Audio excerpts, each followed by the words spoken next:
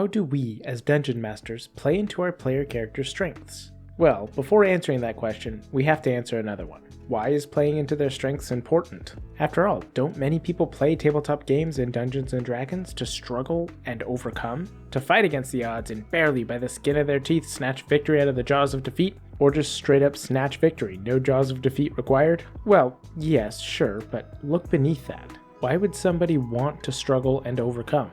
Well, it's so they can feel good about their accomplishments. And truthfully, I've yet to find someone who didn't play Dungeons & Dragons for that exact reason, at least in some regards. The reason we play this game is to roleplay, to experience new things, to put ourselves in the shoes of new characters exploring different things, and overcoming new challenges. If we didn't want to roleplay, we could just play any general war game. But when you choose a tabletop game, it's usually specifically for that reason, to put ourselves in the shoes of somebody to be able to experience new things. So therefore, shouldn't we, as Dungeon Masters, inherently just automatically strive to make players succeed? If it's not clear, that question is rhetorical. If I've learned anything from the comments on my videos, especially the controversial ones, it's that the majority of my viewers are real smart, and I'm not going to insult your intelligence. I know you guys know where this is going. Yes, of course our players should succeed, but without the threat and possibility of failure, a success often feels hollow. You can't feel as if you've overcome a barrier if there was never a barrier in the first place, and in order to feel like you're capable, as that's why we all play Dungeons & Dragons, at least I believe,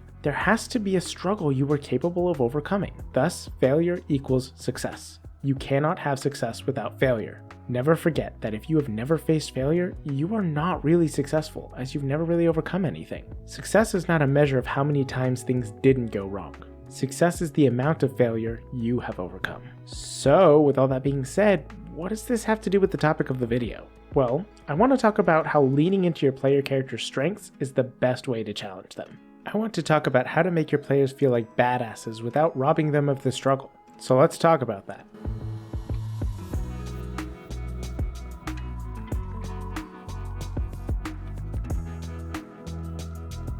So, like I said in the intro, the threat of failure is needed in order to be able to help someone feel as if they've been successful, at least in my opinion. But it's an opinion I feel very strongly about. So with that out of the way, that doesn't mean just making something hard and then having the player's character struggle to succeed through it is necessarily a good feeling. Sometimes you have to put a monumental issue in front of your players and then watch them overcome it through what they're good at. See, it's one thing to have a massive obstacle in front of them. It's entirely another if the party's skills are just well suited to face that challenge. What do I mean by this? Well, consider the following. Your party is coming up against a giant dragon, one which has been terrorizing a kingdom for generations. Adventuring party after adventuring party has gone to face the fearsome beast, and none have ever survived. It will be brutal, most likely a deadly battle.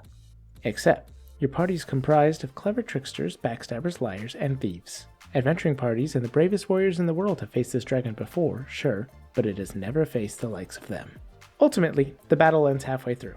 Why? Because as the battle progressed, the party kept conversing with the dragon to try and explain why they were there. They weren't like other parties. Oh no. In fact, as they explained, they are sympathizers of the dragon. They had heard of its conquest here and the absolute lack of support the denizens of the realm had given her. However, they did know of a land that was ruled by a tyrant who was awful and yet loved by all of his people. No matter how terrible he treated them, they still reigned him with gold and affection. See, they didn't know any better. But surely if this dragon could vanquish the tyrant, she could be a far more benevolent ruler and give the people the leader they deserved. One who could truly deserve the adoration that they gave. It takes many persuasion rolls, some high DCs, and quite a bit of clever thinking on the fly, but eventually, the dragon agrees to take a look, and will in fact go out to investigate this, and if it is true, it will slay the tyrant. And with that, the dragon heads off. Little does the dragon know that the party just sent it to face their greatest enemy, the BBEG of the campaign, who has slain far more powerful creatures than just a mere dragon.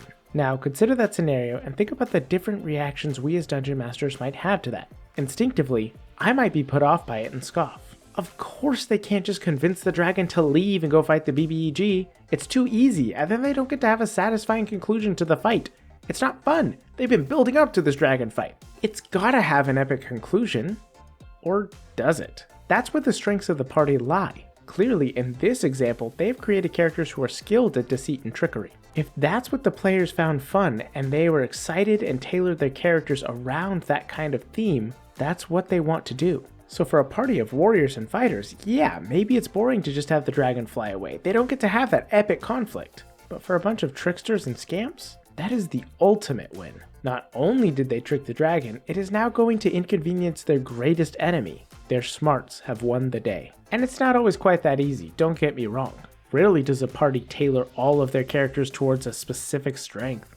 But this example helps highlight what I'm trying to get at here. Things do in fact need to be difficult in order to feel like they've succeeded. However, you can make things difficult while still leaning into their strengths. I once played a sorcerer who was really good at healing. He was a Divine Soul Sorcerer Cleric multiclass, and I made him to be the ultimate support. Healing, buffs, the whole shebang. Problem was, in doing this, I failed to take into account one simple factor.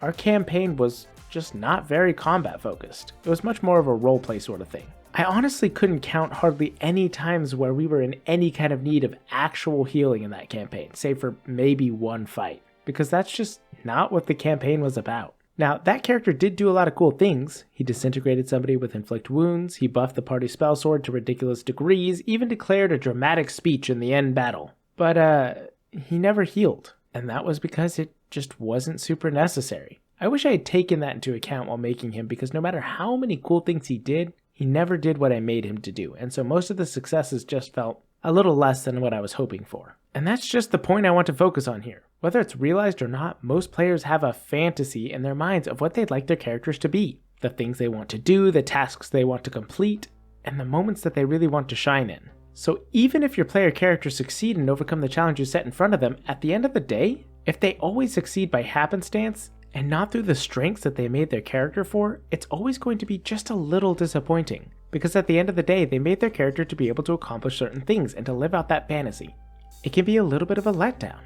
After all, nobody goes to watch a Spider-Man movie to see him overcome all of his obstacles through his gritty realism and determination to do anything it takes, no matter the cost. No, Spider-Man is known for his quick wit, his charismatic attitude, his incredible strength, and his ability to always come through and never kill. So if our player characters are not overcoming things through the strengths that they have, it can feel kind of disappointing. But that being said, that can really put a strain on the Dungeon Master. Not only does the Dungeon Master have to find a way to curate the adventure so that they succeed, but is still a challenge, but they also have to be able to find a way to make sure the party can use their strengths. I mean, let's be honest here, that's a lot. Especially since the party is the one that should be looking out for how to use their strengths to overcome obstacles. But at the end of the day, the Dungeon Master is the one who controls the world. They decide when things fail or succeed. A party could try and use their strengths all day, but if the Dungeon Master doesn't let them use them to succeed it only the way that they expect, it doesn't quite work out. And truthfully, it doesn't have to be quite that complicated, and here's why.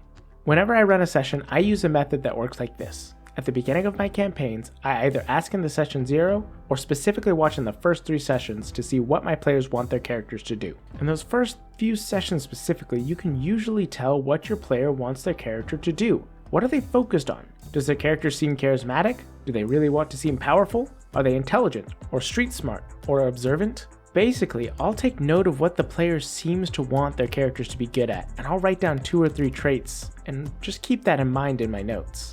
Generally, these notes are vague. For example, in one of my campaigns, I currently have a monk who's very intent on learning everything she can. Okay, so she wants to be inquisitive. Take note of that. She also tends to be extraordinarily friendly, even when maybe she shouldn't be. Okay, awesome. She wants to be charming and likable. There we go. 2 easy traits to look out for. Inquisitive and likable. I'll write those things down in my notes, and anytime that any character takes an action that stands out to me, I will immediately refer to my notes, even if it's not looking down but just in my head. And I'll ask myself, is this an instance of this character trying to be inquisitive or likable? If so, that should give me pause. This is something she wants her character to be good at, and that means it's an opportunity. So this is either a moment where she A, will be able to succeed at her core character trait and will be able to feel excited at the moment, or B, it's a chance to set up failure so that the next time she does succeed at this, it will feel great, because she knows she overcame a barrier in order to be able to do what her character was good at. With this method, I don't really have to be overwhelmed or pay too much attention. I just have to look at my notes whenever my player does something that catches my attention, and there you go. Now I can try and make sure to lean into their character's strengths and really devote time to making them feel good about what they've built their character to do. And there are other methods of doing this too. Have you ever had a player try to use a skill that just wasn't working with the mechanics of the game? For example, I was once playing my artificer, D'Artagnan, and he often used the same trick consistently. He would point his gun at an enemy. Mind you, this is in a world where guns had not been invented by anybody but him yet, and he would ask them if they knew what it was. When they said no, he would ask if they knew how fast a chunk of metal would need to go in order to be able to pierce someone's skull, and then explain in a concise manner just how his weapon could scientifically cause that event to happen. I don't think this ever worked, despite him doing it multiple times throughout the campaign. And it wasn't because the whole bit he was doing was bad, it was just because the dude literally had a 6 charisma. He could not intimidate to save his life. So that's what I mean by a player trying to use a skill that doesn't work with the mechanics. Fortunately, there's actually a fix for this in the Dungeon Master's Guide itself, and it's actually a part of the base game. It's a rule that's often overlooked. It's not even a variant rule, I just think most people don't know about it. It's in Chapter 8 of the Dungeon Master's Guide under the section detailing skills, and you can find the following. Under certain circumstances, you can decide a character's proficiency in a skill can be applied to a different ability check.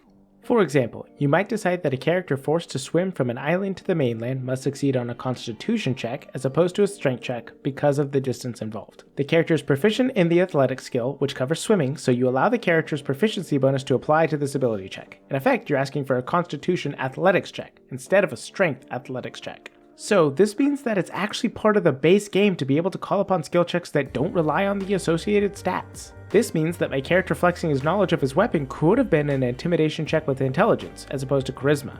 It's just not a rule that I see most people use because I only knew about it recently when I was going through the DMG. Or say that you're trying to deceive somebody into thinking you are not injured when you in fact are. So you make a deception check with constitution rather than charisma. This allows your player characters to be able to experience those successes even in skills they don't have high base stats for, because they might be able to use their other strengths to overcome the challenges in front of them in a unique way. And this is where us as Dungeon Masters have to keep an eye out for this. If we can recognize that a player character is trying to use their abilities that they're good at to circumvent something they otherwise wouldn't be able to do, we need to notice that and be able to help them along with it. Even if they don't succeed, it's a chance for them to be able to try, and if they fail, the next time they try and they do succeed, it will feel even better because they know failure is an option, but they overcame that. Never forget that when a dice hits the 20, it's exciting because it could have hit any of the 19 other numbers.